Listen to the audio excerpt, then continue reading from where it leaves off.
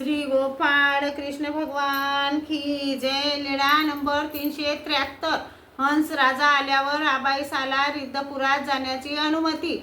एके दिवशी सर्वज्ञांना दुपारचा पूजा वसर झाल्यानंतर जेवण झाले, गुन्हा केला, विडा घेतला। सर्वज्ञ थोडा वेळ विश्रांती घेऊन उठले। सर्वज्ञ बाहेरच्या ओसरीत आसनावर बसलेले होते तेव्हा हंसराजा आली। सर्वज्ञांनी तिला पाय विहिरीच्या दरवाजाजवळ पाहिले आणि विचारले, हे काय हंसराजा, तुम्ही का आल्यात?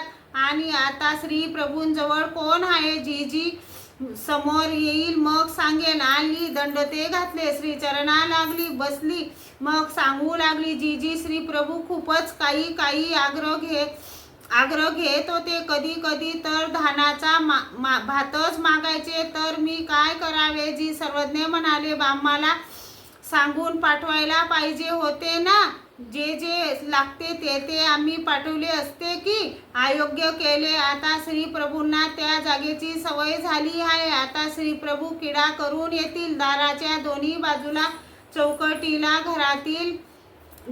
चौकटीला धरतील। आता कुणाच्या पदराला पिळा घेतील, तू कुठं गेली हो असे कोणाला म्हणतील, कोणाच्या पाठीवर पाय ठेवतील, जीव घालवो असे कोणाला म्हणतील, आता काय खाईन असे कोणाला म्हणतील, आता श्री प्रभूंच्या सेवेसाठी कोण योग्य होईल असे म्हणून सर्वज्ञांनी चिंता स्वीकारली। तेव्हा आबाईसा सर्वज्ञांजवळ बसलेली होती।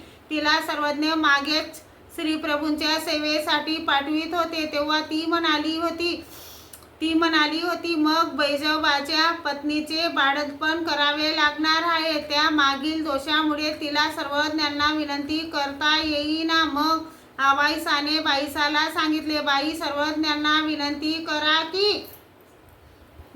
करा की सर्वज्ञ तर मला पाठवतील तर मी जाईन। मग बाईसांनी सर्वज्ञांना विनंती केली। बाबा, आबाईसा असे म्हणते, बाबा जर मला पाठवतील तर मी जाईन। सर्वज्ञ म्हणाले, ही जर तेथे जाईल तर हिच्या मागे इकडे मुली सुनांची बाळंतपणे कोणी करावीत? आणि हे ऐकून आबाईसाला खूप दुःख झाले। मग पुन्हा बाईसांना म्हणाले, बाई, सर्वज्ञांना विनंती करा। श्री गोपाळ कृष्ण भगवान की जय।